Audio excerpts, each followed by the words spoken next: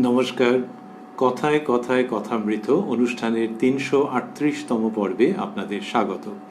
আপনারা এই অনুষ্ঠান দেখছেন প্রাণারাম বাংলা ইউটিউব চ্যানেলে, যেখানে সপ্তাহে ৬ দিন সোম থেকে শনিবার সম্প্রচারিত হয় কথায় কথায় কথামৃত, আর কোষ্ঠীপাথর প্রাণারাম ইউটিউব চ্যানেলে রবিবার থাকে শ্রী শ্রী মায়ের কথা।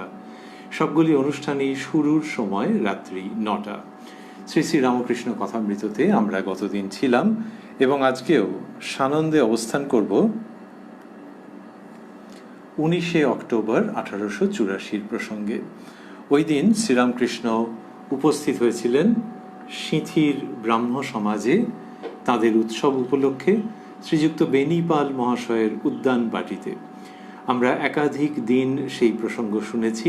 গত শনিবার যেখানটিতে আমরা থেমেছিলাম সেখানে পেয়েছিলাম যে সান্ধ্যকালীন যে উপাসনা তার সময় হয়েছে, বরং সময় অতিক্রান্ত হয়েছে। সকলে মন্ত্রমুগ্ধবৎ শ্রীরামকৃষ্ণের অমৃত কথা শ্রবণ করছিলেন।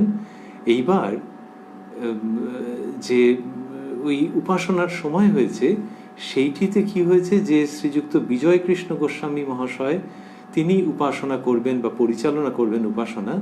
তো তাঁর এবারে গিয়ে বেদিতে স্থান অধিকার করবার কথা, কিন্তু তিনি সংকোচ করছেন। ঠাকুর শ্রীরামকৃষ্ণের সেই অমৃত কথা হয়েছে, তো তারপরে শ্রীযুক্ত বিজয়কৃষ্ণ গোস্বামী মহাশয় গিয়ে আচার্যের আসনে উপবিষ্ট হয়ে উপাসনা পরিচালনা করার প্রসঙ্গে সংকুচিত হচ্ছেন। এই রকম একটি জায়গাতে আমরা শনিবার সমাপন করেছিলাম। তারপরে কি হচ্ছে সেটি আমরা এবারে আজকে শ্রবণ করব।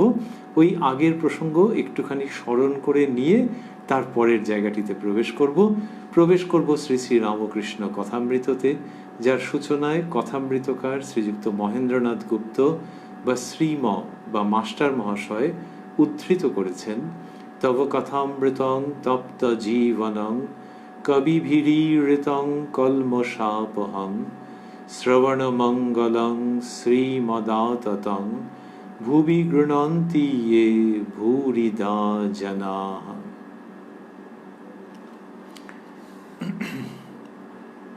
শ্রীরামকৃষ্ণ যে কথামৃত বিতরণ করেছিলেন, পরিবেশন করেছিলেন, বর্ষণ করেছিলেন, তারপরেই মাস্টারমশাই লিখছেন যে ওই যে বিজয় কৃষ্ণ গোস্বামী মহাশয়কে অন্যরা স্মরণ করিয়ে দিয়েছেন, তো যে এইবারে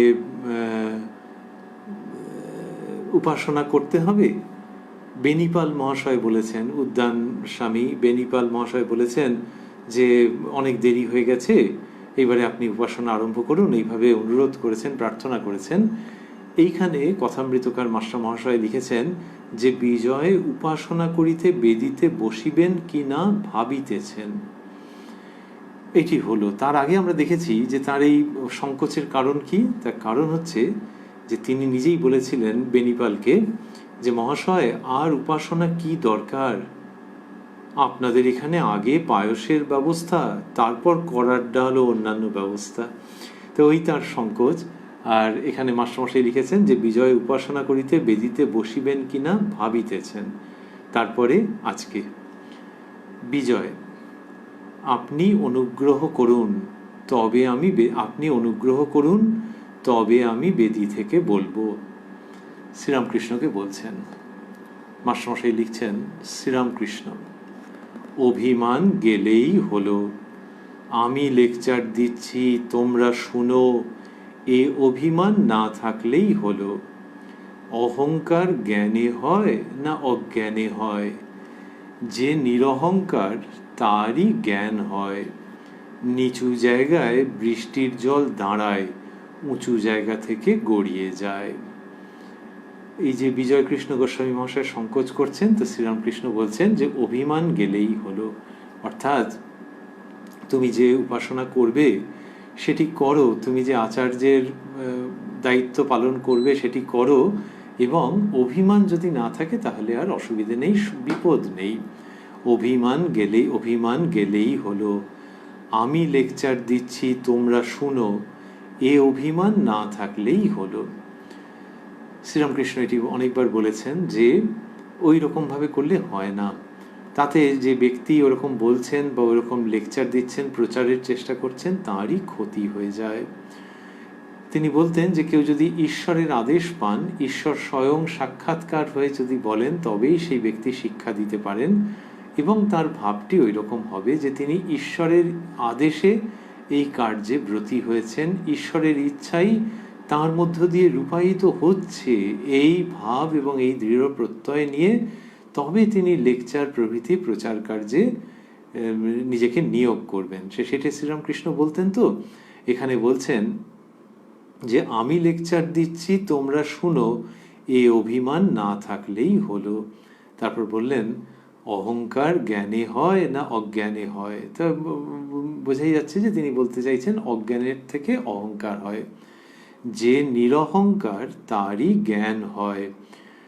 এই তার মানে তোমার এইরকম একটা ভাব নিয়ে যদি তুমি আচার্যের কাজ করো তাহলে ঠিক আছে। আর উদাহরণ দিলেন, নিচু জায়গায় বৃষ্টির জল দাঁড়ায়, উঁচু জায়গা থেকে গড়িয়ে যায়। এই যে উঁচু জায়গায় বৃষ্টির জল গড়িয়ে যাচ্ছে, এটা আমাদের খুব পরিচিত দৃশ্য। কে না এরকম দেখেছে যে একটা ঢিপির মতো হয়ে আছে, সেখানে জল গড়িয়ে যাচ্ছে, আর একটু সমতল আর একটু নিচু, সেখানে বৃষ্টির জল দাঁড়াচ্ছে। এই যে বৃষ্টির জল দাঁড়াচ্ছে, বৃষ্টির জল যদি দাঁড়ায় তাহলে লাভটা কি হলো? ক্ষেতে, যেখানে ধান ক্ষেত আছে ধরা যাক, অন্যান্য কোনো কারোর কৃষি জমি আছে অন্য কিছু উদ্দেশ্যে, সেখানে যে জলটা দাঁড়াবে তার জন্য নিচু জমি হতে হবে। ওরকম ঢিপির মতো হলে কি আর দাঁড়ায়? আরেকটি হচ্ছে যে এখন বলা হয় যে বৃষ্টির জল সংরক্ষণ করে রাখতে হয়, তার অনেক উপযোগিতা আছে, রেইন ওয়াটার হারভেস্টিং। তো এই রেইন ওয়াটার হারভেস্ট করতে হয়, সেটাও এক ধরনের কৃষিকাজ। তো বৃষ্টির জলকে এরকমভাবে সংরক্ষণ করতে হয়, সেটি মানুষের উপকারে আসে। তাই শ্রীরামকৃষ্ণ যখন বলছেন যে উঁচু জায়গা হলে কি হবে, গড়িয়ে যায়, সেটা সেকালের একালের কোনো কৃষকের শুনলে খারাপ লাগবে যে জল গড়িয়ে গেল। আবার যিনি রেইন ওয়াটার হারভেস্টিং নিয়ে কাজ করেন, সেইটি তিনি অভ্যাস করে থাকেন, সেরকমভাবে হারভেস্টিং করেন, তারও খারাপ লাগবে যে ও হো জলটার অপচয় হয়ে গেল। কোন জল? বৃষ্টির জল। এই যে বৃষ্টির জল, এটি হচ্ছে কিরকম? ঈশ্বরের কৃপা।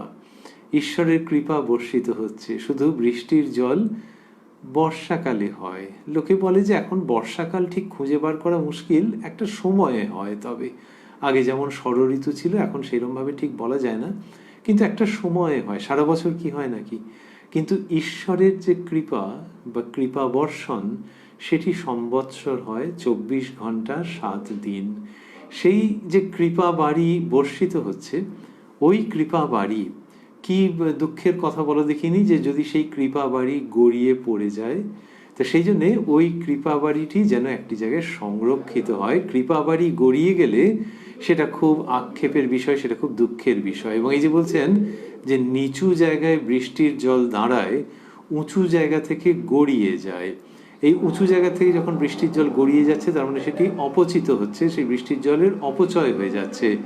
এই বৃষ্টির জলের অপচয় সেরকম ঈশ্বরের কৃপা সকলের উপরে বর্ষিত হচ্ছে। এবারে যার মধ্যে অহংকার নেই, অর্থাৎ যার নিচু জমি, সেইখানে সেই বৃষ্টির জল দাঁড়ায়, সেই বৃষ্টির জলের সদ্ব্যবহার হওয়ার স্বর্ণালী সম্ভাবনা থাকে। তো সেরকম মানুষের ঈশ্বর প্রাপ্তি কখন হবে? যখন সে ঈশ্বরীয় কৃপা ধারণের উপযুক্ত হয়ে উঠবে। এবং সেই ঈশ্বরীয় কৃপা ধারণের উপযুক্ত হওয়ার জন্যে অহংকার ত্যাগ করতে হয়। নিরহংকার যখন হবে, নিচু জমি যখন হবে, তখন ওটি হয়ে যাবে। এইটি শ্রীরামকৃষ্ণের শিক্ষা। কি সুন্দর তিনি বলছেন। এটি সন্ধেবেলায় আমরা রয়েছি 19 অক্টোবর 1884। শ্রীযুক্ত বিজয় কৃষ্ণ গোস্বামী মহাশয় যে সংকোচ করছিলেন যে বেদিতে গিয়ে উপাসনা করবেন কি না, সেই সময় শ্রীরামকৃষ্ণ এই কথাগুলি বললেন, এবং বললেন যে নিচু জায়গায় বৃষ্টির জল দাঁড়ায়, উঁচু জায়গা থেকে গড়িয়ে যায়। তারপর বলছেন, যতক্ষণ অহংকার থাকে ততক্ষণ জ্ঞান হয় না, আবার মুক্তিও হয় না। এই সংসারে ফিরে ফিরে আসতে হয়। বাছুর বলে, ওই বাছুর এবং সেখানে গরু, সেই উদাহরণটি দেবেন।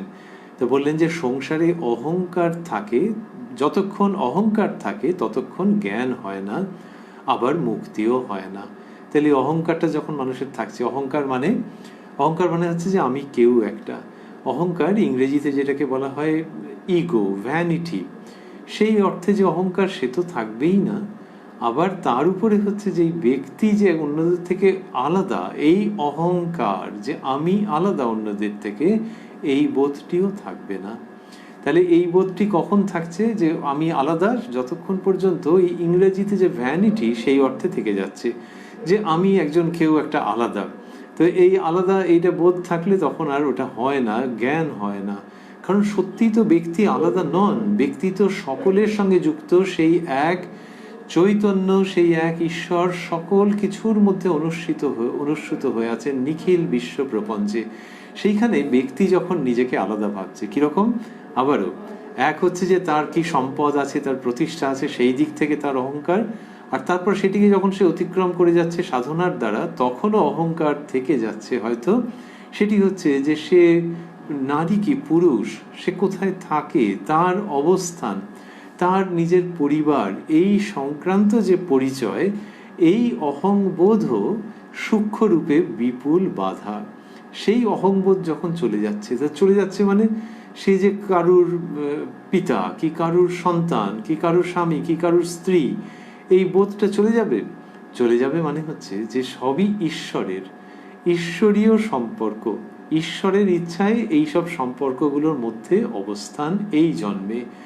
এই বোধ যখন আসছে তখন তার জ্ঞানের সূচনা হচ্ছে। তার আগে পর্যন্ত যে অহং, যে এই আলাদা আলাদা আলাদা, নিজের এর মধ্যে ঈশ্বরের কোনো প্রসঙ্গ আছে, সেইটি যখন সে ভাবছে না, তখন কি হচ্ছে? শ্রীরামকৃষ্ণ বলছেন যে যতক্ষণ অহংকার থাকে ততক্ষণ জ্ঞান হয় না, আবার মুক্তিও হয় না। এই সংসারে ফিরে ফিরে আসতে হয়। তাহলে এই যে সংসারে ফিরে ফিরে আসা, তার মধ্যে যন্ত্রণা রয়েছে। মানুষ প্রথমে হয়তো মনে করে যে সংসারের মধ্যে খুবই সুখ, মজা, অফুরন্ত ফুর্তি।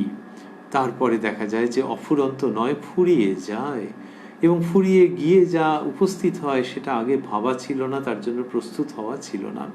তো এই তো মোটামুটি জীবন সংসারের গল্প ঘুরে ফিরে। তো শ্রীরামকৃষ্ণ বলছেন এই সংসারে ফিরে ফিরে আসতে হয়। এর মধ্যে কষ্ট, সেটা অভিব্যক্তি রয়েছে সেটির, তার উক্তির মধ্যে বলে ওই উদাহরণ দিচ্ছেন। বলছেন বাছুর হাম্বা হাম্বা করে, তাই অত যন্ত্রণা, কষায়ে কাটে, চামড়ায় জুতা হয়। যদি কারোর বুঝতে অসুবিধা হয়, ওই জন্য মাস্টারমশাই দিয়েছেন যে হাম্বা হাম্বার পর বন্ধনীর মধ্যে আমি। যদি মাস্টারমশাই না দিতেন তাহলেও হয়তো লোকে বুঝে যেতেন।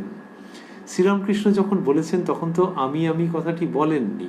তার মানে তিনি যখন বলছেন তখন ওর মধ্যে দিয়েই বোঝা যাচ্ছে যে হাম্বা মানে আমি করছে, দেখো কিরকম অহংকারের উক্তি।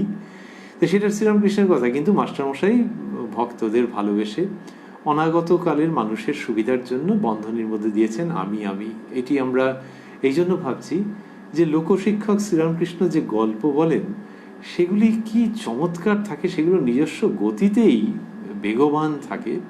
আর মাস্টারমশাই সেখানে আমাদের কল্যাণের জন্য কিছু কিছু এরকম বন্ধনীর মধ্যে সংযোজন করেছেন। ঠাকুরের গল্পে যদি ফিরি, দৃষ্টান্তে যদি ফিরি, বাছুর হাম্বা হাম্বা করে, তাই অত যন্ত্রণা, কষায়ে কাটে, চামড়ায় জুতা হয়। আবার ঢোল ঢাকের চামড়া হয়, সে ঢাক কত পেটে, কষ্টের শেষ নাই। শেষে নাড়ি থেকে তাঁত হয়, সেই তাঁতে যখন ধনুরির যন্ত্র তৈয়ার হয়, আর ধনুরির তাঁতে তুহু তুহু বলতে থাকে, তখন নিস্তার হয়। তখন আর হাম্বা হাম্বা বলছে না, বলছে তুহু তুহু, অর্থাৎ হে ঈশ্বর, তুমি কর্তা, আমি অকর্তা, তুমি যন্ত্রী, আমি যন্ত্র, তুমি সব। এখানে আবারও মাস্টারমশাই যেখানে তুহু তুহু আছে সেখানে বন্ধনীর মধ্যে দিয়েছেন তুমি। কিন্তু শ্রীরামকৃষ্ণের পুনরায় আমরা ভাবছি যে ওই যেভাবে গল্প নিয়ে আসছেন সেখানে, বা উদাহরণটি নিয়ে আসছেন সেখানে বোধ হয় কারো বুঝতে বাকি থাকছে না যে ধনুরির তার থেকে তুহু তুহু উঠছে মানে তুমি তুমি, এটাই ঠাকুর শ্রীরামকৃষ্ণ বোঝাতে চাইছেন। তো বললেন যে বাছুর এরকম হাম্বা হাম্বা করে তাই অত যন্ত্রণা, যে অহংকারের জন্য এরকম। কি একটা বাস্তব দৃষ্টান্তকে কিরকম একটা প্যাকেজিং করছেন, একটা এমন প্যাকেটের মধ্যে করে নিয়ে আসছেন যাতে করে এর মর্মার্থ একটা অপূর্বভাবে উদ্ঘাটিত হচ্ছে, উদ্ভাসিত হচ্ছে। ওই মর্মার্থটুকুনি যেন শ্রীরামকৃষ্ণ সংযোজন করছেন, ওইটাই তার অপূর্ব প্যাকেজিং। বললেন কষায় কাটে চামড়ায় জুতা হয়, ওই তার চামড়া নিয়ে রং পড়ছে, তাহলে গরুর সে কি অবস্থা বোঝো। আবার ঢোল ঢাকের চামড়া হয়, সে ঢাক কত পেটে কষ্টের শেষ নাই। অন্তর্দৃষ্টির সহকারে দেখাচ্ছেন যে একজন সাহিত্যিকের, শিল্পীর যেরকম অন্তর্দৃষ্টি থাকে, যেরকম ন্যায়সঙ্গত কল্পনা থাকে, সেই জায়গা থেকে বলছেন যে দেখো ওই যে ঢোলের যে চামড়া সেটার উপর কি পেটাচ্ছে সে, ওই পুজোর হোক অন্য কোনো অনুষ্ঠান হোক আমোদ আহ্লাদ হোক, এবারে ঢোল পেটাচ্ছে দেখো, ওই চামড়াটার কি কষ্ট। এই জায়গাটা আনছেন, এনে বলছেন যে এটা গরুর এই অবস্থা, যে এরকম সব হয়েছে, বাছুরটা হাম্বা হাম্বা করেছিল তার জন্য পরে এইসব ঘটেছে। শেষে নাড়ি থেকে তাঁত হয়, সেই তাঁতে যখন ধনুরির যন্ত্র তৈয়ার হয় আর ধনুরির তাঁতে তুহু তুহু বলতে থাকে তখন নিস্তার হয়। নিস্তার মানে তার আগে পর্যন্ত নানান রকমের হয়ে যাচ্ছে, দেখো এই অঙ্গটাকে নিয়ে এরকম, এই চামড়াটাকে নিয়ে এরকম, আবার সেখান থেকে এরকম এরকম এরকম, এই নানান রকম করছে। কিন্তু ওই যখন ধনুরির তাঁত তৈরি হয়েছে ওখান থেকে আর নতুন করে কিছু তৈরি হবে না, ওখান থেকে নতুন করে তৈরি হবে না। আর তা না হলে হতেই থাকে। ওই যে বললেন যে কষায় কাটে চামড়ায় জুতা হয়, চামড়া দিয়ে জুতো হলো। আবার ঢাক ঢোলের চামড়া হয়, সে ঢাক কত পেটে কষ্টের শেষ নাই। শেষে, এই যে শেষে যেটা হচ্ছে তার মানে হচ্ছে যে ওফ এবার যন্ত্রণার অবসান। কিরকম? শেষে নাড়ি থেকে তাঁত হয়, সেই তাঁতে যখন ধনুরির যন্ত্র তৈয়ার হয় আর ধনুরির তাঁতে তুহু তুহু বলতে থাকে তখন নিস্তার হয়। বললেন শেষে নাড়ি থেকে তাঁত হয়, সেই তাঁতে যখন ধনুরির যন্ত্র তৈয়ার হয় আর ধনুরির তাঁতে তুহু তুহু বলতে থাকে তখন নিস্তার হয়। তখন আর হাম্বা হাম্বা বলছে না, বলছে তুহু তুহু, অর্থাৎ হে ঈশ্বর তুমি কর্তা আমি অকর্তা, তুমি যন্ত্রী আমি যন্ত্র, তুমিই সব। ধ্বনি মাধুর্য আছে, খুব চমকপ্রদ ধ্বনি সংকেতের ব্যবহার আছে। হাম্বা হাম্বা কিরম আর বিচ্ছিরি শোনাচ্ছে, তুহু তুহু, তাহলে আমি যে লোকগুলো করে কদর্য। আর যিনি বলেন তুমি তুমি, শুনতে ইচ্ছে করে গো, ওখান থেকে কান সরাতে ইচ্ছে করে না। তো শ্রীরামকৃষ্ণ সেই রকম অপূর্ব ধ্বনি ব্যঞ্জনা আনছেন। এই হাম্বা হাম্বা এবং তুহু তুহু দুটোর এমনিতে কোনো মানে নেই। শ্রীরামকৃষ্ণ অর্থ প্রদান করছেন, অর্থ সংযোজন করছেন, অর্থ পূর্ণ করে দিচ্ছেন।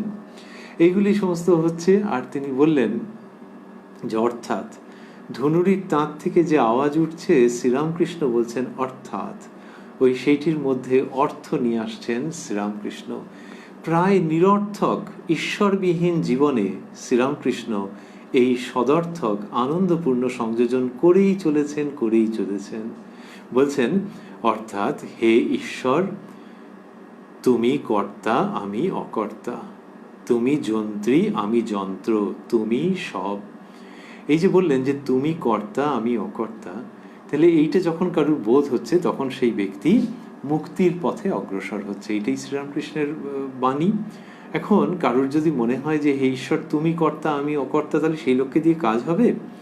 শ্রীরামকৃষ্ণ দেখাচ্ছেন যে দুটি, একটি হচ্ছে এটা জীবনের উদ্দেশ্য যে জানা, এইটি জানা যে তাঁকে জানা, যে তিনি সব কিছু করছেন। তো তাঁকে যতক্ষণ জানোনি ততক্ষণ তো তুমি অজ্ঞান, আর এইটি জ্ঞানের লক্ষণ, 1 নম্বর। 2 নম্বর হচ্ছে যে ব্যক্তি ওরকম জানেন যে ঈশ্বরই সব কিছু করছেন, সেই ব্যক্তির কারণে কারুর অসুবিধে হয় না, বা সেই ব্যক্তি যে সংসার থেকে মনটা নিয়ে ঈশ্বরের দিকে দিয়েছেন এই জন্য কোনো অসুবিধে হবে না। কেন অসুবিধা হবে না? ইনি যে বলছেন হে ঈশ্বর তুমি কর্তা আমি অকর্তা, এই রে সমস্ত কাজকর্ম করবে না নাকি? অকর্তা মানে হচ্ছে যে আমি এর মূল কারণ নই, আমি মূল কারণ নই।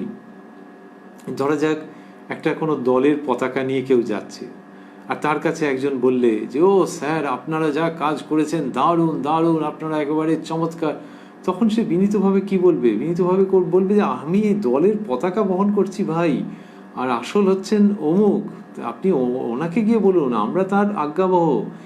এই যে কথা যখন বলছেন তখনও কিন্তু তিনি পতাকা বহন করে রয়েছেন, পতাকা ছুঁড়ে ফেলে দেননি, কিন্তু তার ওই ওই বোধটা যে ওই ব্যক্তির প্রশংসা হচ্ছে, তাকে গিয়ে বলুক আর আমি তার পতাকা বহন করে নিয়ে চলবো, এইভাবে যিনি যান তার দ্বারা কাজ আরো বোধহয় ভালোই সমাধা হয়।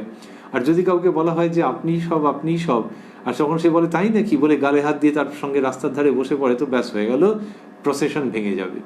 তো এই যে পতাকা নিয়ে যাচ্ছেন যিনি, তিনি জানছেন যে আমি অকর্তা, আমি তার ইচ্ছায় করছি। এই দলটা কি? রাজনৈতিক দল হতে পারে, অন্য কিছু হতে পারে, ধর্মীয় সংকীর্তন হতে পারে।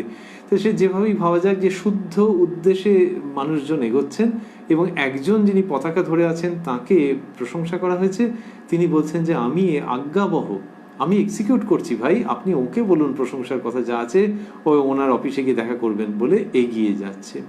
শ্রীরামকৃষ্ণ গৃহী মানুষকে সেই জায়গাটি দেখাচ্ছেন যে সে অহংকারী হবে না, সে কাজ ভালো করে করবে আর জানবে ঈশ্বরই সব কিছু করছেন। এইটা ভেবে যখন সে করবে তখন তার দ্বারা কাজ আরো ভালোভাবে সমাধা হবে।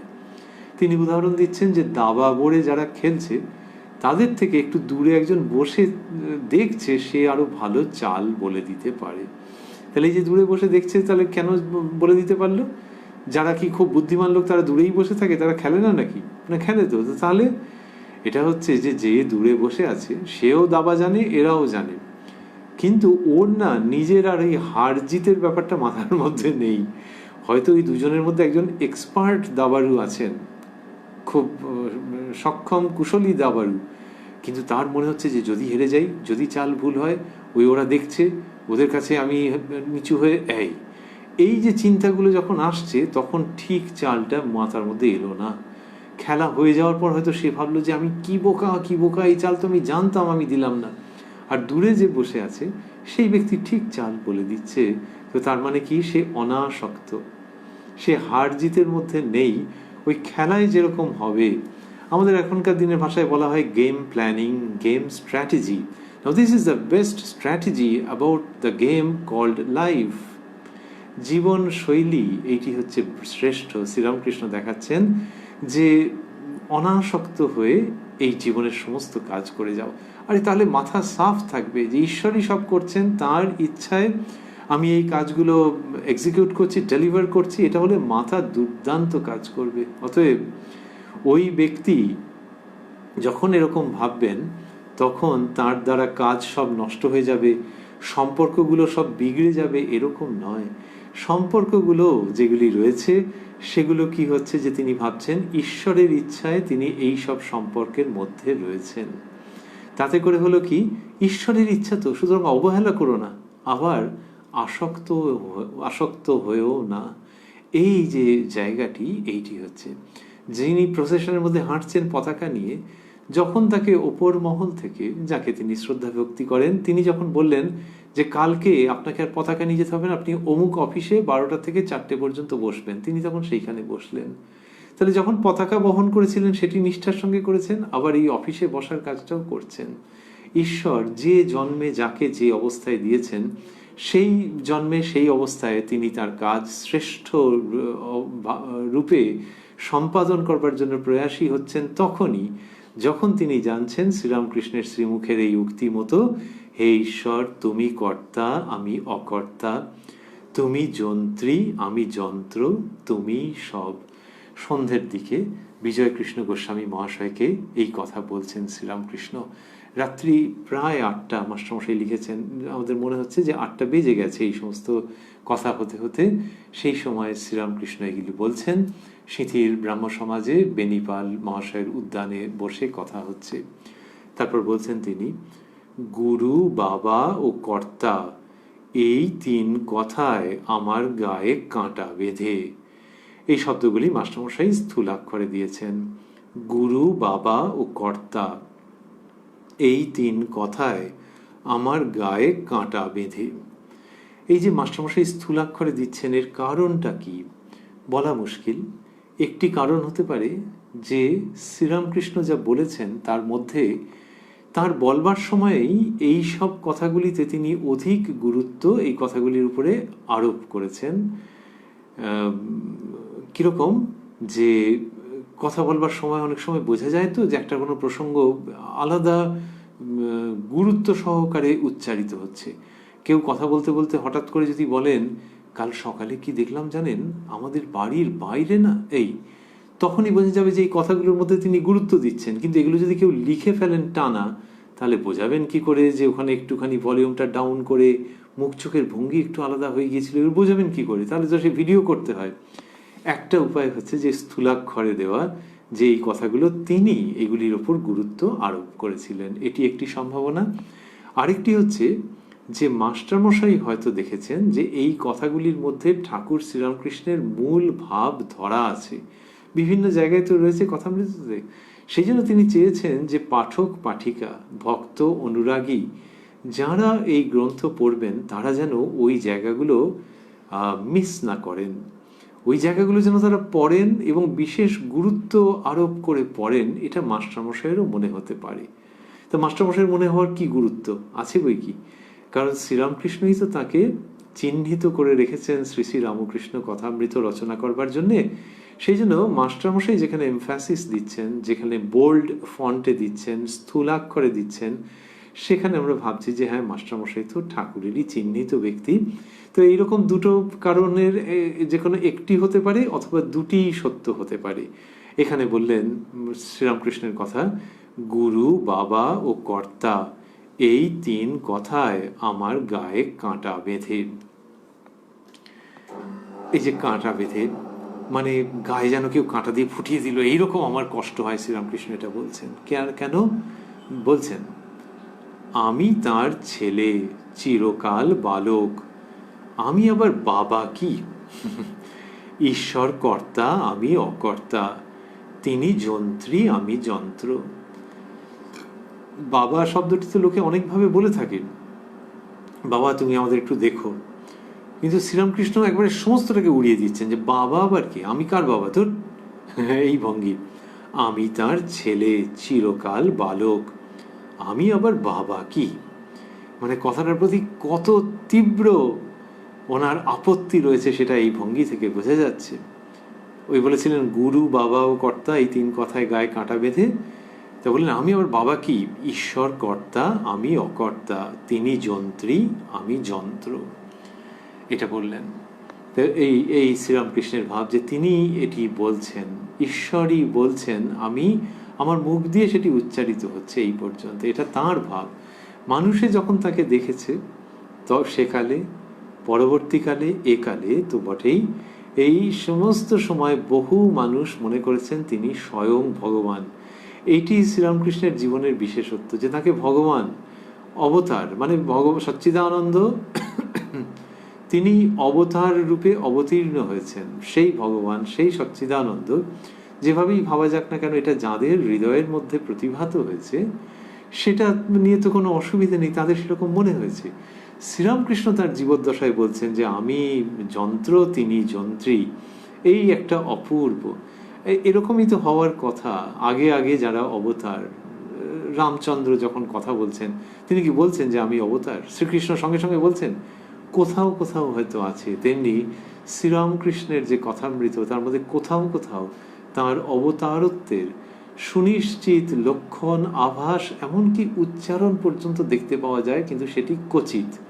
অন্যত্র দেখা যাবে যে তিনি এরকম বলছেন, যেটিও 100% সত্য। তিনি বলছেন ঈশ্বরের ইচ্ছাতেই আমার মুখ দিয়ে এই কথাগুলি বেরোচ্ছে।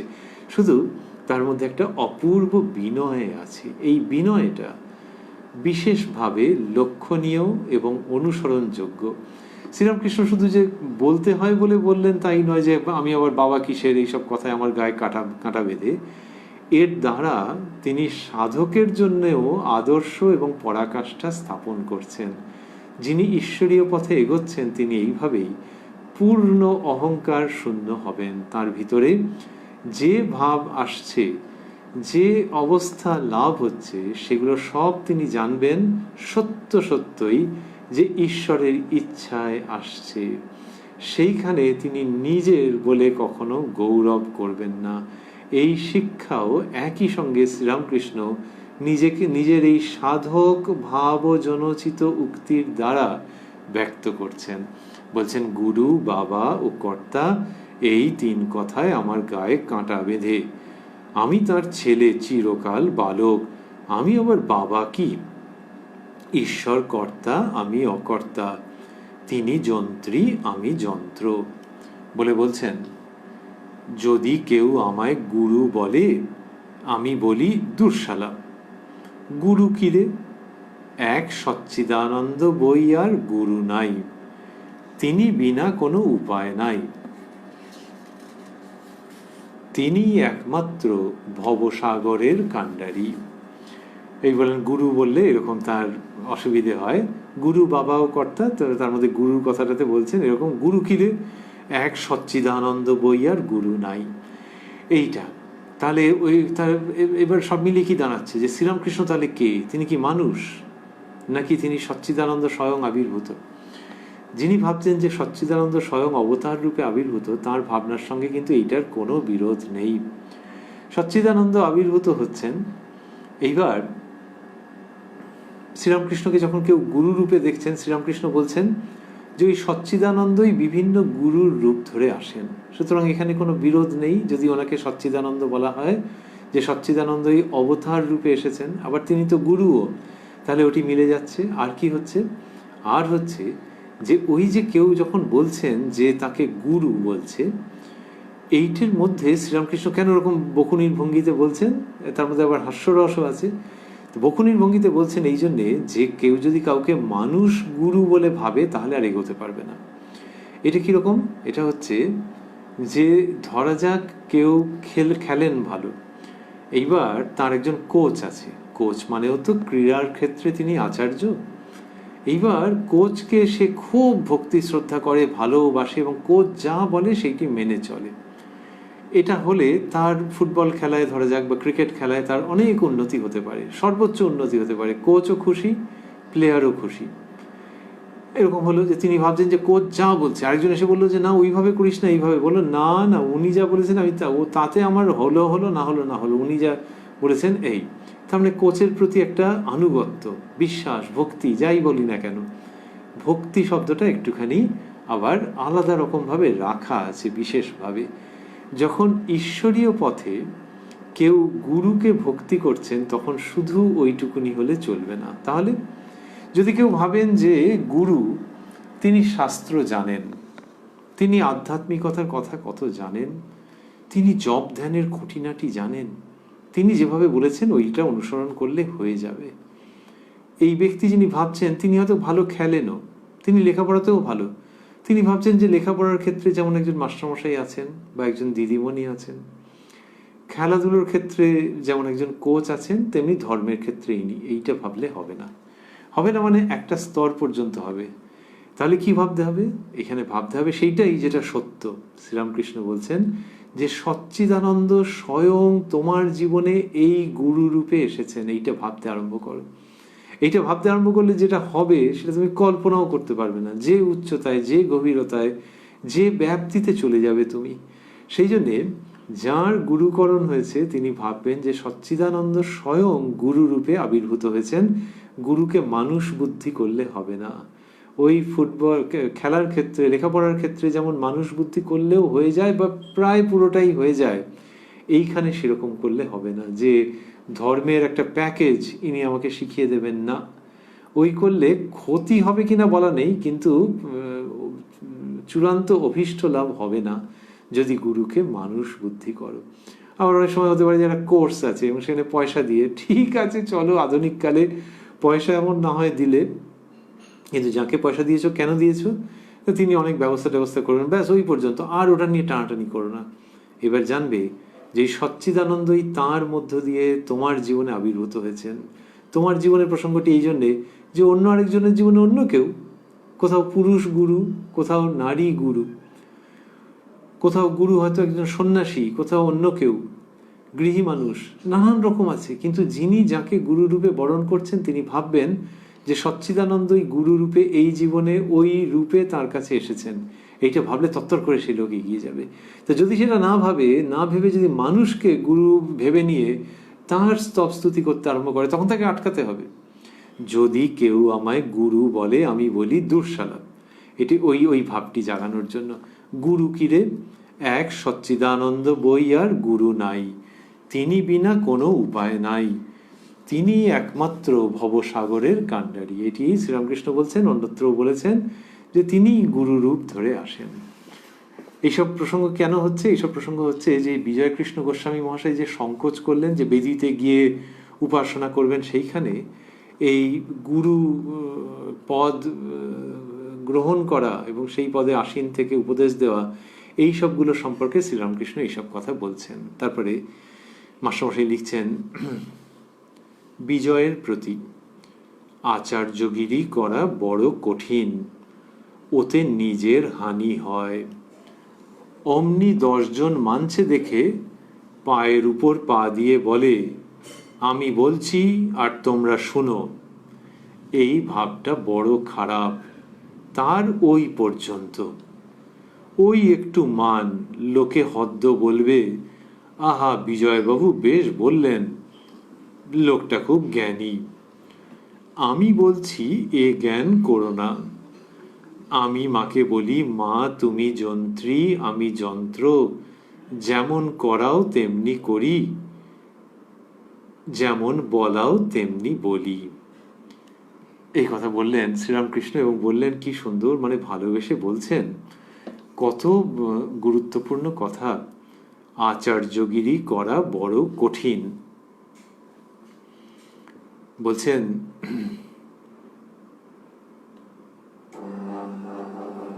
আচার্যগিরি করা বড় কঠিন। আচার্যগিরি শব্দটা বললেন, তার মানে হচ্ছে যে ভাব ঠিক না থাকলে ওই রকমই হয়ে যাবে, যান্ত্রিক এবং উদ্দেশ্যচ্যুত, সেটাই শব্দের মধ্যে রয়েছে। আচার্যগিরি করা বড় কঠিন, ওতে নিজের হানি হয়। কিরকম? যে ওই 5 জনে মানছে, বললেন অমনি 10 জন মানছে দেখে পায়ের উপর পা দিয়ে বলে, আমি বলছি আর তোমরা শুনো। এই ভাবটা বড় খারাপ, তার ওই পর্যন্ত। তার মানে তারও এগিয়েছে, যার জন্য তো লোকে শুনছে। কিন্তু যদি ওই ভাবটা থাকে তাহলে ব্যাস ওই পর্যন্তই হলো, আর এগোতে পারবে না। ওই একটু মান, লোকে হদ্দ বলবে, আহা বিজয়বাবু বেশ বললেন, লোকটা খুব জ্ঞানী। এটা একটা অভিনয়ের মতো, যে লোকে কি বলবে শ্রীরামকৃষ্ণ সেটা বলছেন, কিন্তু অভিনয় এত বাস্তবকে ছুঁয়ে রয়েছে। অভিনয় সবসময় বাস্তবকে ছুঁয়ে থাকে, বাস্তবের উপরে আধারিত থাকে। কিন্তু শ্রীরামকৃষ্ণ কথায় কথায় যে অভিনয়গুলো করছেন, যে লোকে কি বলবে, সেটাতে পুরো প্রসঙ্গ আরো প্রাণবন্ত হয়ে উঠছিল। বললেন ওই একটু মান, লোকে হদ্দ বলবে, আহা বিজয়বাবু বেশ বললেন। তার মানে হচ্ছে যে এইটাতে যদি তুমি মেতে গেলে তো তোমার হয়ে গেল। লোকে হদ্দ বলবে, আহা বিজয়বাবু বেশ বললেন, লোকটা খুব জ্ঞানী। বলে বলছেন, আমি বলছি এ জ্ঞান করো না, আমি বলছি এ জ্ঞান করো না। আমি মাকে বলি, মা তুমি যন্ত্রী, আমি যন্ত্র, যেমন করাও তেমনি করি, যেমন বলাও তেমনি বলি। এগুলি বিজয়বাবুকে তিনি আগে শিক্ষা প্রদান করছেন, যেন সব বর্মটর্ম পড়িয়ে দিচ্ছেন, যে এই ভাবটা নিয়ে তুমি গিয়ে এবার বলো। বলাটা আটকাচ্ছেন না। বেনিপাল মহাশয় ব্যস্ত হয়েছিলেন যে উপাসনার সময় হয়ে যাচ্ছে, আর শ্রীরামকৃষ্ণ তার এই সন্তানবৎ বিজয়কৃষ্ণ গোস্বামীকে যেন বর্মটর্ম সব পড়িয়ে দিচ্ছেন, যে এইগুলো ভেবে নিয়ে তুমি করবে, সব চলবে, কোনো ক্ষতি হবে না। বিজয় বিনীতভাবে, আপনি বলুন তবে আমি গিয়ে বসবো। ধন্য বিজয়বাবু। শ্রীযুক্ত বিজয়কৃষ্ণ গোস্বামী মহাশয় কত বড় বংশের মানুষ তিনি, অদ্বৈত গোস্বামী বংশের মানুষ। নিরাকারবাদীদের সঙ্গে ছিলেন প্রথমে, পরে সাকার ভাব এবং উপাসনার দিকে এসে যান, এবং তার পরবর্তী জীবন কত গৌরবের, কত উন্নত। সেই তিনি বলছেন শ্রীরামকৃষ্ণকে, আপনি বলুন তবে আমি গিয়ে বসবো। এ কি অপূর্ব একটি দৃশ্য। ঠাকুর শ্রীরামকৃষ্ণ কামারপুকুরে টোলে পড়াশোনা করেননি, করতে চাননি, চলে এসেছেন। লেখাপড়া কিচ্ছু নেই সেই হিসেবে, একটু লিখতে টিখতে পারা সেগুলো আলাদা প্রসঙ্গ, কিন্তু এরা সব কৃতবিদ্য মানুষ। তা সেই শ্রীরামকৃষ্ণ তিনি শাস্ত্রের খুব বেশি উক্তি দিয়ে একটা বেশ বৈশ্লেষিক পদ্ধতিতে কিছু বলছেন তা নয়, অনেক রকমের উদ্ধৃতি দিচ্ছেন তা নয়, একেবারে মনের থেকে কথা বলছেন। এখন লোকে তো এক সময় একটু চাকচিক্য চায় যে একটু বেশ ভালো করে সুন্দর বলা হবে, চারটি উদ্ধৃতি, ওসবের মধ্যেই তিনি নেই, মনের থেকে কথা বলছেন। কিন্তু যা বলছেন তা দিয়ে দুটো জিনিস হচ্ছে, একটা হচ্ছে যে মনের ভেতরে যিনি শুনছেন তার মনের ভেতরে যে পাঁক রয়েছে সেটিকে দেখতে পাওয়া যাচ্ছে, আরেকটি হচ্ছে মনের ভেতরে যে স্বর্ণ সম্ভাবনা রয়েছে ওই পাঁক টাক সরিয়ে দিলেই যে স্বর্ণ সম্ভাবনা রয়েছে সেটিকে দর্শন করা যাবে, সেটিকে প্রাপ্ত হওয়া যাবে, সেটিও দেখতে পাওয়া যাচ্ছে। তাহলে গোলমাল বলা হয়, তো ওই গোল এবং মাল দুটোই দেখতে পাওয়া যাচ্ছে। গোলটাকে ছেড়ে মালটাকে নিতে হবে, শ্রীরামকৃষ্ণেরই শিক্ষা। সেই সমস্তগুলো হচ্ছে এর কথায়, এই হাজার শাস্ত্র পড়ে এরকম হয় না। সেইটা কতদূর ভেতরে সুগভীরভাবে প্রথিত হয়ে থাকলে, এতজন মানুষ ব্রাহ্ম সমাজের উৎসব উপলক্ষে সব সমবেত হয়েছেন, তো তাদের মাঝখানে বিজয়কৃষ্ণ গোস্বামী মহাশয় বিনীতভাবে ঠাকুর শ্রীরামকৃষ্ণকে বলছেন, আপনি বলুন তবে আমি গিয়ে বসবো, যে আপনার অনুমতি না হলে আমি যাবই না, আমার যাওয়ার মানে নেই। আর আপনি এগুলি বলছেন, এগুলি আমি মাথায় রাখলাম, তবু আপনি বললে তবে যাব। শ্রীরামকৃষ্ণ হাসিতে হাসিতে, আমি কি বলবো, চাঁদা মামা সকলের মামা, তুমি তাকে বলো যদি আন্তরিক হয় কোনো ভয় নাই। বলছেন চাঁদা মামা সকলের মামা, মানে এই যে বললেন না যে তবে আমি গিয়ে বসবো, আপনি বলুন তবে আমি গিয়ে বসবো, এখানে হচ্ছে আপনি বলুন। ওই যে শ্রীরামকৃষ্ণ একটু আগে বললেন যে দুঃশালা গুরুকে এই, এখানেও তেমনি, যেই হয়েছে যে আপনি বলুন, তখন উনি সঙ্গে সঙ্গে পিছিয়ে আসছেন, আমি কি বলবো চাঁদা মামা সকলের মামা। অপূর্ব, যে তুমি তাকে বলে নেবে, আমি আবার কি বলবো, আমি তোমাকে অনুমতি দেবো, এই ওইসব নয়, তুমি তাকে বলো। এবং বলছেন চাঁদা মামা সকলের মামা, এই চারটি শব্দে উচ্চারণ করছেন, যুক্তাক্ষর বর্জিত চারটি শব্দ, চাঁদা মামা সকলের মামা। এর মধ্যে দিয়ে শ্রীরামকৃষ্ণ দেখাচ্ছেন যে ঈশ্বর সকলের আপনার জন। তাই যে তুমি গিয়ে বেদিতে বসবে, নাও না, তাকে বলে নাও, আবার আমাকে ঠাউরালে কেন, চাঁদা মামা সকলের মামা, তুমি তাকে বলো যদি আন্তরিক হয় কোনো ভয় নাই। এইটা একটা অপূর্ব, যে দেবতার কণ্ঠস্বর ধ্বনিত হচ্ছে, কিন্তু সেই একই সঙ্গে সাধকের আদর্শ রচিত হয়ে যাচ্ছে, প্রদর্শিত হচ্ছে। বিজয় আবার অনুনয় করাতে শ্রীরামকৃষ্ণ বলিলেন, মানে খুব ওটা ধরেছে যে আপনি বলুন, আপনি বলুন, এরকম প্রার্থনা করেছেন তো। বিজয় আবার অনুনয় করাতে শ্রীরামকৃষ্ণ বলিলেন, যাও, যেমন পদ্ধতি আছে তেমনি করোগে, আন্তরিক তার উপর ভক্তি থাকলেই হলো। শেষ পর্যন্ত এরকম অনুমতি দিলেন, কিন্তু ওই ঈশ্বরের প্রসঙ্গটাকে রেখে দিচ্ছেন কি সুন্দর করে, অনুপম ভাবে, যাও, যেমন পদ্ধতি আছে তেমনি করোগে, আন্তরিক তার উপর ভক্তি থাকলেই হলো। তাহলে যেরকম পদ্ধতি আছে তোমার তো দায়িত্ব সেরকম ভাবেই করো। আর ওই আগের কথাটি আবারও স্মরণ করিয়ে দিচ্ছেন, আন্তরিক তার উপর ভক্তি থাকলেই হলো। এত মিষ্ট কথা বলছেন, মিষ্টি কথা অনেকেই বলতে পারেন, তারা ভালো। আর এর ক্ষেত্রে হচ্ছে যে ইনি ঈশ্বরীয় উপদেশ দেন, অধ্যাত্ম জগতের ঝলমল করা সমস্ত সংবাদ দেন, সেই মানুষ এত বিনীত, এত মিষ্ট, এইটি শ্রীরামকৃষ্ণের স্বভাব লক্ষণ। বিজয় বেদিতে আসীন হইয়া ব্রাহ্ম সমাজের পদ্ধতি অনুসারে উপাসনা করিতেছেন। বিজয় প্রার্থনার সময় মা মা করিয়া ডাকিতেছেন। এই মা মা শব্দ দুটি স্থূলাক্ষরে, এটি হচ্ছে ওই মাস্টারমশাই নিজে এটি পাঠক পাঠিকার দৃষ্টি আকর্ষণ করতে চেয়েছেন, বোঝাই যাচ্ছে। বিজয় প্রার্থনার সময় মা মা করিয়া ডাকিতেছেন, সকলেরই মন দ্রবীভূত হইল। যে বিজয় কৃষ্ণ যেরকম ভাবে মাকে ডাকছেন, তিনি ঠাকুরের কাছে এইসব কত শুনেছেন। ঠাকুর নিরাকার ব্রহ্মকে মানেন, সাকার দেবদেবীকে মানেন, এবং বিশেষভাবে সাকার উপাসনা, সাকার ভক্তি, পবিত্রতার সঙ্গে ঈশ্বরের সহিত চিরকালীন সম্বন্ধে আবদ্ধ হওয়ার কথা বলেন। এইসব তো বিজয়কৃষ্ণ গোস্বামী মশাই দেখেছেন, যে ঈশ্বরের সঙ্গে তোমার চিরকালীন সম্বন্ধ, সেই সম্বন্ধটা খুঁজে বের করো, আর তার জন্য একটু পবিত্রতার সাধন করতে আরম্ভ করো। হৃদয় যত পবিত্র হবে তত সেই রিলেশন, ইটারনাল রিলেশনটা দেখতে পাবে, চিরকালীন সম্পর্কটা তোমার উদ্ধৃতির মধ্যে দৃষ্টি গোচর হবে। তো এইটা বিজয়কৃষ্ণ গোস্বামী মহাশয় এই ভাব তো শ্রীরামকৃষ্ণের মধ্যে কত দেখেছেন। তিনি এই 19 অক্টোবর 1884 কি হলো, যখন উপাসনা করলেন, ব্রাহ্ম সমাজের পদ্ধতি অনুসারে উপাসনা করিতেছেন, বিজয় প্রার্থনার সময় মা মা করিয়া ডাকিতেছেন, সকলেরই মন দ্রবীভূত হইল। খুব আনন্দ হয়েছে, সকলের ভক্তি রসে দ্রবীভূত হয়েছে। উপাসনান্তে ভক্তদের সেবার জন্য ভোজনের আয়োজন হইতেছে।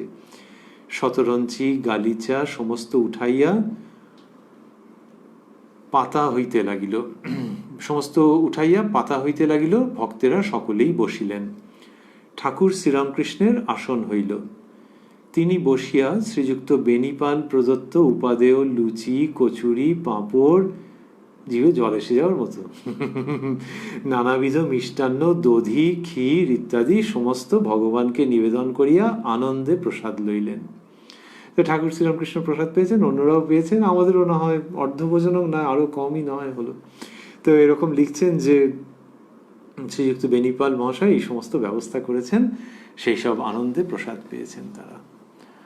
আনন্দে যখন কেউ প্রসাদ পাচ্ছেন, সাধারণত কি হয় যে হ্যাঁ, ধর্মের সব কথা হয়েছে, খুব সুন্দর ধর্ম প্রসঙ্গ হয়েছে, গান হয়েছে, নৃত্য হয়েছে, সঙ্গীত নৃত্য, আচ্ছা চলো এবার খাওয়া দাওয়া, প্রসাদ পাওয়া, এসব হয়ে টয়ে বাড়ি চলে যাও। না, শ্রীরামকৃষ্ণ যখন আছেন তখন সবসময় যেরকম খেয়ে দিয়ে শেষ হয়ে গেল প্রসাদ ধারণের পর, তা নয়, আরও থাকছে। এবং ওইগুলো শ্রীরামকৃষ্ণের প্রসাদ, তাঁরই শ্রীমুখ থেকে উচ্চারিত অপূর্ব কথামৃত। মাস্টারমশাই লিখছেন, আহারান্তে সকলে পান খাইতে খাইতে বাড়ি প্রত্যাগমনের উদ্যোগ করিতেছেন। যাইবার পূর্বে ঠাকুর শ্রীরামকৃষ্ণ বিজয়ের সহিত একান্তে বসিয়া কথা কহিতেছেন। সেখানে মাস্টার আছেন। এই যে খাওয়া দাওয়া হয়ে গেছে, প্রসাদ ধারণ হয়েছে, কথা চলছে, ওই ঈশ্বরীয় প্রসাদ নানার রকম ভাবে। তাই ওই কচুরি, পাঁপড়, নানাবিধ মিষ্টান্ন আমরা যদি নাও পেয়ে থাকি, কোনো আক্ষেপ নেই। শ্রীরামকৃষ্ণের প্রসাদ আগেও বিতরিত হয়েছে, এখনো হচ্ছে। শ্রীরামকৃষ্ণ বিজয়বাবুকে তিনি বলছেন, শ্রীযুক্ত বিজয়কৃষ্ণ গোস্বামী মহাশয়কে, শ্রীরামকৃষ্ণ, তুমি তাকে মা মা বলে প্রার্থনা করছিলে, এ খুব ভালো।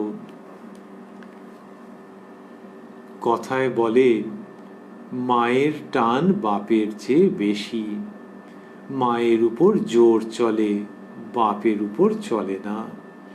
ওই যে বিজয়কৃষ্ণ মা মা করেছেন, শ্রীরামকৃষ্ণ খুব প্রসন্ন হয়েছেন। তুমি তাকে মা মা বলে প্রার্থনা করছিলে, এ খুব ভালো। তাহলে ওই যে খাওয়া দাওয়াটা হয়েছে, ওটা বোঝা যাচ্ছে গৌণ, ঠিক আছে, নিবেদন করেছেন, ঈশ্বরকে করে গ্রহণ করেছেন, সেটি হলো, কিন্তু অমৃত বিতরিত হয়েই চলেছে। ওটা গৌণ কেন? কেউ যদি ভাবে এটা খেলাম, এটা বেশ মিষ্টি, ওটা অমুক, ওইভাবে ভাবতে নেই। ওটি প্রসাদ, এটিও প্রসাদ। কি অপূর্ব! তুমি তাকে মা মা বলে প্রার্থনা করছিলে, এ খুব ভালো। বললেন যে কথায় বলে, মায়ের টান বাপের চেয়ে বেশি, মায়ের উপর জোর চলে, বাপের উপর চলে না। যে মায়ের উপর জোর চলে, সেই জন্য মায়ের টান বেশি, এই মাতৃভাব তুমি যে সেই রকম করে কথা বলেছো, খুব আনন্দের। বলে উদাহরণ দিচ্ছেন, ত্রৈলোক্যের মায়ের জমিদারি থেকে গাড়ি গাড়ি ধন আসছিল। এই ত্রৈলোক্য কে বলা মুশকিল। সঙ্গে কত লাল পাগড়িওয়ালা, লাঠি হাতে দারোয়ান। ত্রৈলোক্য রাস্তায় লোকজন নিয়ে দাঁড়িয়েছিল, জোর করে সব ধন কেড়ে নিলে। মায়ের ধনের উপর খুব জোর চলে, বলে নাকি ছেলের নামে তেমন নালিশ চলে না, মানে কোর্টেও খুব একটা গ্রাহ্য হয় না। বলছেন বলে নাকি, নানানভাবে দেখাচ্ছেন যে মায়ের সঙ্গে অন্যরকম সম্পর্ক, তুমি যে মা মা বলে ডেকেছো এ খুব ভালো। বিজয়, ব্রহ্ম যদি মা তাহলে তিনি সাকার না নিরাকার? এটি তত্ত্বগত প্রশ্ন, যে ব্রহ্ম এবং কালী অভেদ্য, তাহলে ব্রহ্ম যদি মা তাহলে তিনি সাকার না নিরাকার, মানে ব্রহ্ম সাকার না নিরাকার? বিজয় কৃষ্ণ জিজ্ঞেস করছেন। তিনি আচার্যের স্থানে ছিলেন, একটু আগে উপাসনা পরিচালনা করেছেন, তারপর খাওয়া দাওয়া হয়েছে, একটু টায়ার্ড হয়ে গেছেন কি জানি, ঠাকুর যখন এসব বলছেন তারপরে আবার প্রশ্ন করছেন, তার মানে কখনো টায়ার্ড হচ্ছেন না। ইনি হননি, আরো বহু বহু মানুষজন হননি, যে এই স্বয়ং ভগবান সম্মুখে অবতীর্ণ, টায়ার্ড কি, আনন্দ লাগছে। আর হ্যাঁ, মনের যে সংশয় সেগুলো মনে হচ্ছে এর কাছে প্রাণ খুলে বলি। তাহলে ওই উপাসনা এমনি কতক্ষণ ধরে চলছে উৎসব ব্রাহ্ম সমাজে, তারপর উপাসনা পরিচালনা করেছেন, তারপর খাওয়া দাওয়া হয়েছে, প্রসাদ গ্রহণ হয়েছে, তারপরে ঠাকুর যা বলেছেন সেখানে আবার বিজয় কৃষ্ণ প্রশ্ন করছেন। কেউ যখন প্রশ্ন করেন তখন বোঝা যায় যে তার পূর্ণ অংশগ্রহণ রয়েছে। একটি জায়গায় যদি 10 জন মানুষ মিলে কিছু শোনেন, তাহলে 10 জনেরই ইচ্ছে আছে কিনা কে জানে, হয়তো সৌজন্যের খাতিরে শুনছেন, কিন্তু কেউ যদি প্রশ্ন করেন তাহলে বোঝা যাবে এই ব্যক্তি অন্তত স্বেচ্ছায় শুনছিলেন। সেইটা এই রাত্রির প্রায় 9টার কাছাকাছি সময় বিজয় কৃষ্ণ করছেন, এটা আমাদের আনন্দের। বিজয়, ব্রহ্ম যদি মা তাহলে তিনি সাকার না নিরাকার? শ্রীরামকৃষ্ণ, যিনি ব্রহ্ম তিনি কালী। মাস্টারমশাই বন্ধনীর মধ্যে দিয়েছেন মা আদ্যাশক্তি, মানে কালী বলতে কোনো একটি রূপ আলাদা করে নয়, এইভাবে বলছেন যিনি ব্রহ্ম তিনি কালী।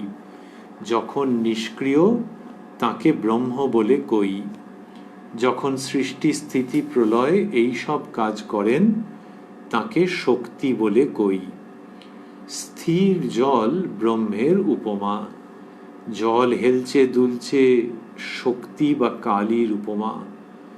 কালী কিনা যিনি মহাকালের সহিত রমণ করেন। মহাকালের বন্ধনীর মধ্যে মাসমাসি দিয়েছেন ব্রহ্মের। কালী সাকার আকার নিরাকারা। তো বললেন যে যিনি ব্রহ্ম তিনি কালী, যিনি ব্রহ্ম তিনি কালী, মানে ব্রহ্ম আর কালীর মধ্যে কোনো পার্থক্য নেই। ওই নিরাকার সাকার লোকে বলে, কিন্তু আসলে এরা একই। এটি শ্রীরামকৃষ্ণের অন্যতম ধর্মোপদেশ, জীবন দর্শন, আধ্যাত্মিক সম্পদ বিতরণ, যে কালী ও ব্রহ্ম অভিন্ন। তাহলে এই যে নিরাকার এবং সাকার, শ্রীরামকৃষ্ণ বলছেন তিনি, এই তিনি মানে যেরকম ভাবে বুঝবেন কেউ, তিনি সাকার তিনি নিরাকার, তিনি আবার সাকার নিরাকারের পার। তা সেই তিনি বলছেন, শ্রীরামকৃষ্ণ বলছেন সেই রকম ভাবে যে যিনি ব্রহ্ম তিনি কালী, যখন নিষ্ক্রিয় তাকে ব্রহ্ম বলে কই। ওই নিরাকার চৈতন্য নিষ্ক্রিয় ব্রহ্ম, তাকে ব্রহ্ম বলে কই। যখন সৃষ্টি স্থিতি প্রলয় এইসব কাজ করেন তাকে শক্তি বলে কই। স্থির জল ব্রহ্মের উপমা, তো বলছেন যে স্থির জল হচ্ছে ব্রহ্মের উপমা। আর তারপরেই বললেন যে জল হেলছে দুলছে শক্তি বা কালীর উপমা। তাহলে জল স্থির ব্রহ্ম, হেলছে দুলছে কালী। তাহলে যখন হেলছে দুলছে এইটি কি স্থির জল নয়? আরে হ্যাঁ। আর স্থির জলকে যদি বলা হয় যে যে হেলছে দুলছে সে আলাদা, বলে না না একই তো। সেই রকম ভাবেই ব্রহ্ম এবং কালী, স্থির জল ব্রহ্মের উপমা, আর যে হেলছে দুলছে সেই সৃষ্টি স্থিতি প্রলয় করে সেই কালী। বলে বললেন কালী যিনি মহাকালের সহিত রমণ করেন। মহাকালের বলে মাস্টারমশাই এখানে বন্ধনীর মধ্যে লিখেছেন ব্রহ্মের, এটি বোঝবার সুবিধের জন্য। মহাকাল মানে অনেক সময় মহাদেবকে বোঝা হয়, সেটি সত্য, আর এখানে শ্রীরামকৃষ্ণ ব্রহ্ম অর্থেও ব্যবহার করছেন। তাহলে কালী যিনি মহাকালের সহিত রমণ করেন। কালী সাকার আকার নিরাকারা। সঙ্গীত গানের পংক্তি উল্লেখ করে বলছেন, সেই অংশ উল্লেখ করে বলছেন কালী সাকার আকার নিরাকারা, তার মানে তিনি দুটি। এইবার বললেন তোমাদের যদি নিরাকার বলে বিশ্বাস, কালীকে সেই রূপ চিন্তা করবে।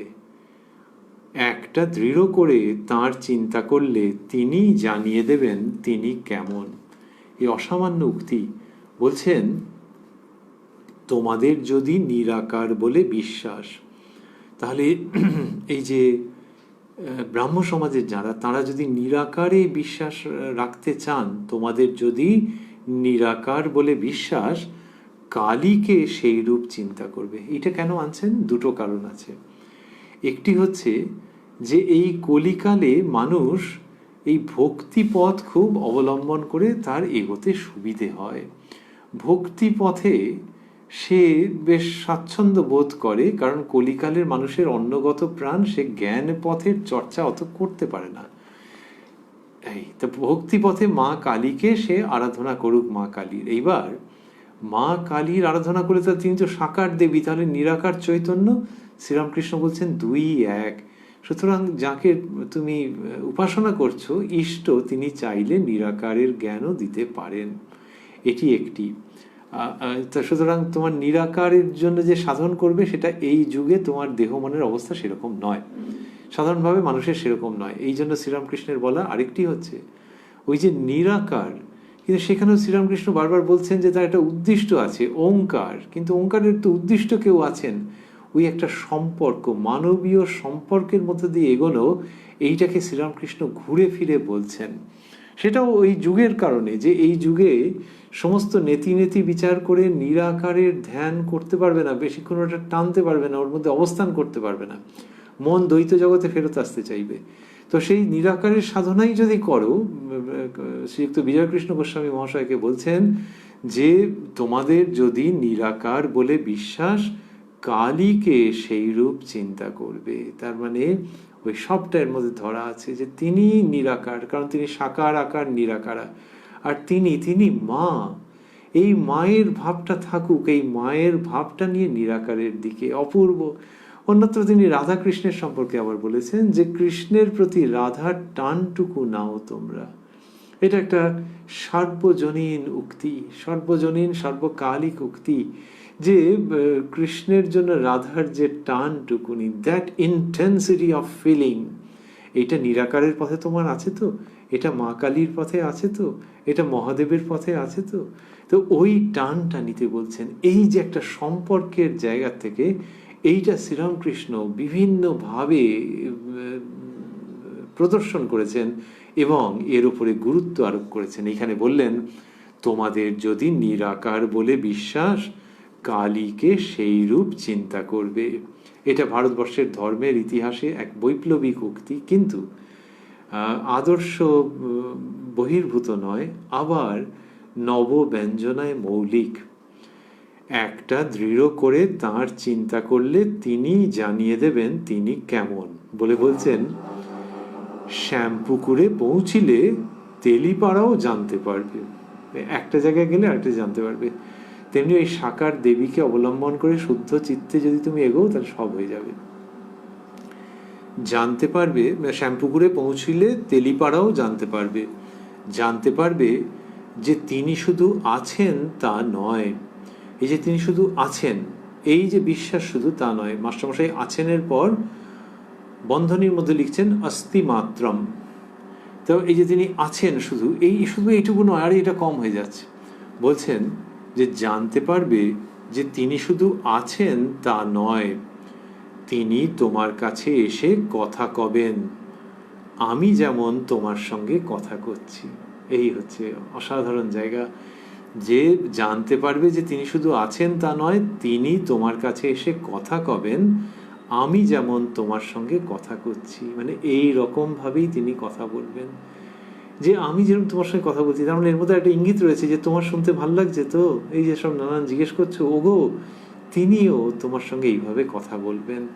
এই যে ভক্তিপথ, সাকার উপাসনা, তার মহত্ব, তার গুরুত্ব এবং তার অপূর্ব ভাব ও মাধুর্য, পবিত্রতায় মাখা গভীর আধ্যাত্মিকতা, সেটির কথা শ্রীরামকৃষ্ণ বলছেন, কথায় কথায় কথামৃত বিতরণ করছেন।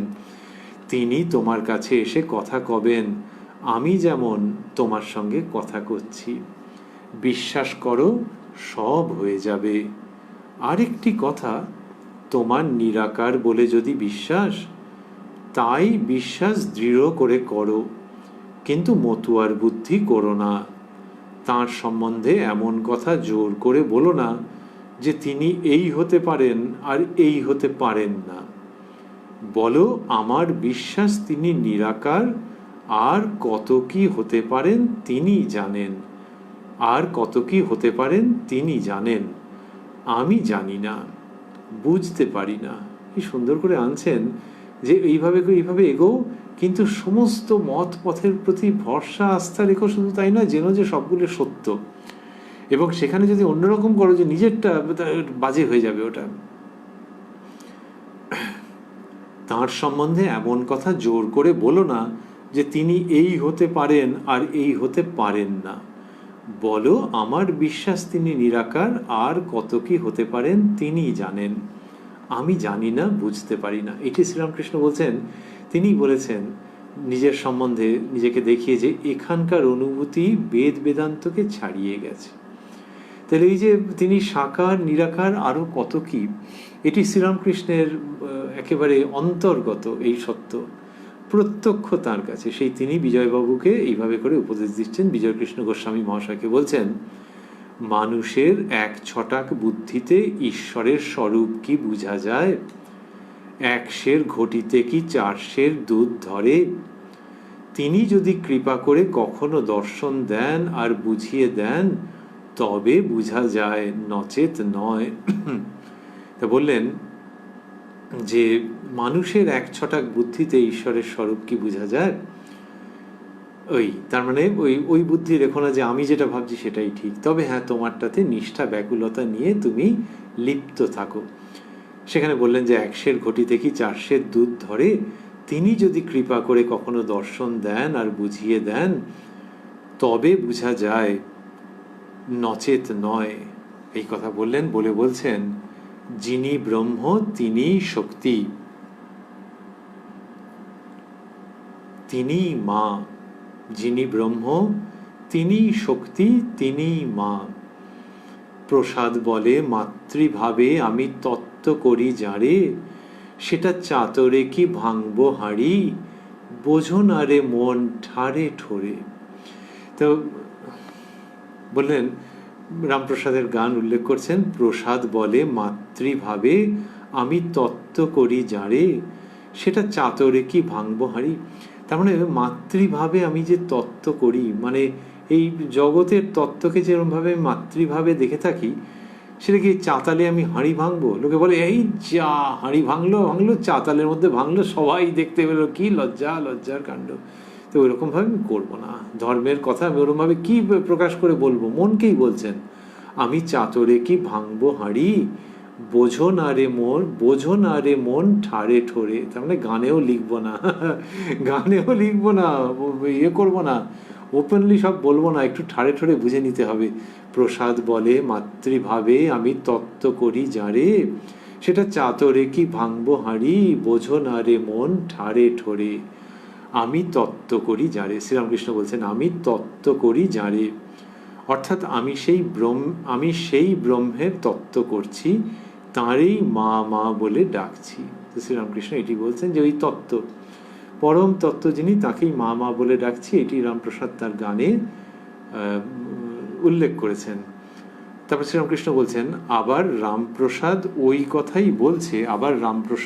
কথাই বলছে, আমি কালী ব্রহ্ম জেনে মর্ম, ধর্মাধর্ম সব ছেড়েছি। এটার মানে কি? শ্রীরামকৃষ্ণ নিজেই বলছেন, অধর্ম কিনা অসৎ কর্ম, ধর্ম কিনা বৈধি কর্ম, এত দান করতে হবে, এত ব্রাহ্মণ ভোজন করাতে হবে, এই সব ধর্ম। তো রামপ্রসাদ সেন বলছেন যে অধর্ম ছেড়েছি, আবার ওই প্রথাগত যে ধর্ম, বৈধি কর্ম, এই দান করা, ব্রাহ্মণ ভোজন, এসবও ছেড়ে দিয়েছি। মানে এখন আমার মন তোমাতে লিপ্ত হয়ে গেছে। শ্রীরামকৃষ্ণ গানের পংক্তি উল্লেখ করলেন, আমি কালী ব্রহ্ম জেনে মর্ম, ধর্মাধর্ম সব ছেড়েছি। আমরা 1 ঘন্টার বেশি সময় এই অনুষ্ঠানে আছি। বিজয়কৃষ্ণ গোস্বামী মহাশয় এবার একটি প্রশ্ন করবেন, তার যে সংক্ষিপ্ত উত্তর শ্রীরামকৃষ্ণ দেবেন সেটি একটু উল্লেখ করে আমরা অনুষ্ঠান শেষ করব খুব শীঘ্রই। বিজয় কৃষ্ণ বলছেন, যখন শ্রীরামকৃষ্ণ বললেন ওই ধর্মাধর্ম ত্যাগ করার প্রসঙ্গ গানের উল্লেখে, তখন বিজয়, ধর্মাধর্ম ত্যাগ করলে কি বাকি থাকে? শ্রীরামকৃষ্ণ, শুদ্ধা ভক্তি। রামপ্রসাদ বলে গেছেন গানে, আর শ্রীরামকৃষ্ণ বলছেন ব্যাখ্যা করে যে ধর্মাধর্ম ত্যাগ করলে শুদ্ধা ভক্তি থাকে। রামপ্রসাদ চাতরে হাঁড়ি ভাঙেননি, কিন্তু শ্রীরামকৃষ্ণ প্রায় তাই করে দিলেন জগতের মানুষের কল্যাণে। এক কথায় উত্তরে বললেন শুদ্ধা ভক্তি। আমি মাকে বলেছিলাম, মা এই লও তোমার ধর্ম, এই লও তোমার অধর্ম, আমায় শুদ্ধা ভক্তি দাও। এই লও তোমার পুণ্য, এই লও তোমার পাপ, আমায় শুদ্ধা ভক্তি দাও। এই লও তোমার জ্ঞান, এই লও তোমার অজ্ঞান, আমায় শুদ্ধা ভক্তি দাও। দেখো, জ্ঞান পর্যন্ত আমি চাই নাই, আমি লোকমান্যও চাই নাই। ধর্মাধর্ম ছাড়লে শুদ্ধা ভক্তি, অমলা নিষ্কাম অহেতুকী ভক্তি বাকি থাকে। কি অপূর্ব! বললেন যে এই ধর্মাধর্ম ত্যাগ করলে কি বাকি থাকে? বলছেন শুদ্ধা ভক্তি। এবং সেখানে বলছেন, আমি মাকে বলেছিলাম, মা এই লও তোমার ধর্ম, এই লও তোমার অধর্ম। যে তিনি ওই অর্থেই ধর্ম অধর্ম দুই মাকে দিয়েছেন, আমায় শুদ্ধা ভক্তি দাও। তাহলে ওই শ্রীরামকৃষ্ণের যে প্রার্থনা, তার মধ্যে এই উত্তর রয়েছে। বিজয় কৃষ্ণ গোস্বামী মহাশয় যেটি জানতে চাইছিলেন, আরও কিছু বললেন তিনি, এই লও তোমার পুণ্য, এই লও তোমার পাপ। তার মানে পাপ পুণ্যের আছে, তাহলে তিনি পাপ পুণ্যের পার। হ্যাঁ, পাপ দিয়ে দিলাম, ওইটার প্রশ্নই নেই। পুণ্য, পুণ্য করলে যেন ভবিষ্যতে পরের জীবনে কি হবে, স্বর্গে, ওই সব কিছু চিন্তা লাগবে না। এই চিন্তাগুলো আছে আমার মধ্যে কম বয়স থেকে, এগুলো শুনেছি, কিন্তু মা এই চিরতরে তোমার পায়ে দিয়ে দিলাম, সবই তো তোমার থেকে উৎপত্তি। তবে হ্যাঁ, একটা জিনিস লাগবে আমার, এই লও তোমার পুণ্য, এই লও তোমার পাপ, আমায় শুদ্ধা ভক্তি দাও। এই লও তোমার জ্ঞান, এই লও তোমার অজ্ঞান, আমায় শুদ্ধা ভক্তি দাও। বিস্ময় চিহ্ন দিয়ে মাস্টারমশাই লিখছেন, ঠাকুর ওইভাবেই বলেছিলেন যে জ্ঞান অজ্ঞান তাও দিয়ে দিলেন। শ্রীরামকৃষ্ণ বলতেন যে তিনি জ্ঞান অজ্ঞানের পার। অজ্ঞান কাঁটা পায়ে ফুটেছে, সেটি তোলবার জন্য জ্ঞান কাঁটা লাগে, তারপর জ্ঞান অজ্ঞান দুটো কাঁটাই ফেলে দিতে হয়। তিনি ত্রিগুণাতীত। এই লও তোমার জ্ঞান, এই লও তোমার অজ্ঞান, আমায় শুদ্ধা ভক্তি দাও বলে শ্রীরামকৃষ্ণ বলছেন বিজয় কৃষ্ণকে, দেখো, জ্ঞান পর্যন্ত আমি চাই নাই, আমি লোকমান্যও চাই নাই। ধর্মাধর্ম ছাড়লে শুদ্ধা ভক্তি, অমলা নিষ্কাম অহেতুকী ভক্তি বাকি থাকে। অমল বলা হয় তারই স্ত্রীলিঙ্গ, মানে এর মধ্যে কোনো ক্লেদ কালিমা নেই। নিষ্কাম, অমলা নিষ্কাম অহেতুকী ভক্তি। বলছেন যে ধর্মাধর্ম ছাড়লে শুদ্ধা ভক্তি, অমলা নিষ্কাম অহেতুকী ভক্তি বাকি থাকে। তাই এই অহেতুকী, এই ভক্তির কোনো কারণ খুঁজে পাওয়া যায় না। সেই ভক্তি যে যেখানে কোনো কারণ পাওয়া যাচ্ছে না, সেই ভক্তি যখন সাধক বা সাধিকার হৃদয়ে উৎপন্ন হয়ে, হৃদয়েই ছিল কিন্তু প্রকাশিত হচ্ছে, এবং তার তরঙ্গে সাধক সাধিকা একেবারে মুগ্ধ হয়ে যাচ্ছেন, কিন্তু কারণ বুঝতে পারছেন না যে ঈশ্বরের জন্য এত ভক্তি কোথা থেকে আসছে।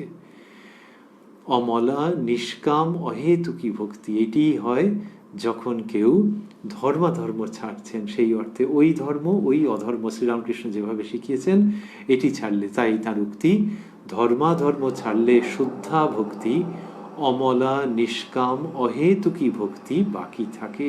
মানে ওইটি পড়ে থাকে, ওইটিকেই অবলম্বন করতে হয়। আমরা রয়েছি উদ্বোধন কার্যালয়ে প্রকাশিত শ্রী শ্রী রামকৃষ্ণ কথামৃতের 669 পৃষ্ঠায়, রয়েছি 19 অক্টোবর 1884 প্রসঙ্গে, যেদিন শ্রীরামকৃষ্ণ অবস্থান করছেন সিঁথির ব্রাহ্ম সমাজে শ্রীযুক্ত বেনিপাল মহাশয়ের উদ্যানে ব্রাহ্ম সমাজের উৎসব উপলক্ষে। উপাসনা শেষ হয়ে গেছে, তারপরে শ্রীযুক্ত বিজয়কৃষ্ণ গোস্বামী মহাশয়ের সঙ্গে তার অপূর্ব কথোপকথন চলছে। তিনি মূলত কথা বলছেন, কথামৃত বিতরণ করছেন, শুনছেন বিজয়কৃষ্ণ গোস্বামী, শুনছেন মাস্টার মহাশয়। শ্রীরামকৃষ্ণের কৃপা সাপেক্ষে এই অনুষ্ঠানে আমরা আবারও মিলিত হব আগামীকাল এই কথায় কথায় কথামৃত অনুষ্ঠানে, প্রাণারাম বাংলা ইউটিউব চ্যানেলে, যেখানে সপ্তাহে 6 দিন সোম থেকে শনিবার সম্প্রচারিত হয় কথায় কথায় কথামৃত, আর কোষ্ঠী পাথর প্রাণারাম ইউটিউব চ্যানেলে রবিবার থাকে শ্রী শ্রী মায়ের কথা। সবগুলি অনুষ্ঠানই শুরুর সময় রাত্রি 9টা। আজকে আমরা যেটি শুনছিলাম যে ওই ধর্মাধর্ম, তথাকথিত ধর্ম, তথাকথিত অধর্ম, অধর্ম তো যাবেই, আবার ওই নানান রকম বৈধি কর্মের যে ধর্ম সেটিও ত্যাগ করলে যেটি হয়, যেটি থাকে, সেটিকে অবলম্বন করতে হয় শুদ্ধা ভক্তি। এবং সেই শুদ্ধা ভক্তির কথা তিনি যেভাবে বিজয় কৃষ্ণকে বলছেন, আমাদের সেই জায়গার থেকে, সেই উপদেশ থেকে, সেই আলোক প্রদর্শন থেকে, সেই মার্গদর্শন থেকে ঠাকুর শ্রীরামকৃষ্ণের কাছেও একান্ত অনুগত চিত্তে পবিত্রভাবে এইটি প্রার্থনা করবার যে এই তাঁর কৃপায় যেন এই জীবনে আমাদের ওই প্রকৃত বস্তুটি লাভ হয়, সেই দিকে যেন মন ধাবিত হয়, সেটির মর্মার্থ যেন আমরা উপলব্ধি করতে পারি। ওই যে বললেন অমলা নিষ্কাম অহেতুকী ভক্তি, এই জীবের যার যতদূর সাধ্য যেন ওইটিকে পরাকাষ্ঠা করে, ওটিকে লক্ষ্য করে আমরা অগ্রসর হতে পারি, যে এই তথাকথিত ধর্ম অধর্ম ত্যাগ করে আমরা শুদ্ধা ভক্তির যেন অধিকারী হতে পারি, এবং সেই শুদ্ধা ভক্তি ঠাকুর শ্রীরামকৃষ্ণ, মা শারদা ও স্বামী বিবেকানন্দের শ্রীচরণের কাছে যেন আমাদেরকে নিয়ে গিয়ে উপনীত করায়, এই একান্ত প্রার্থনা। ওং নিরঞ্জনং নিত্যমনন্ত রূপং ভক্তানুকম্পা ধৃত বিগ্রহং বৈ ঈশাবতারং পরমেশমিড্যং তং রামকৃষ্ণং শিরসা নমামঃ।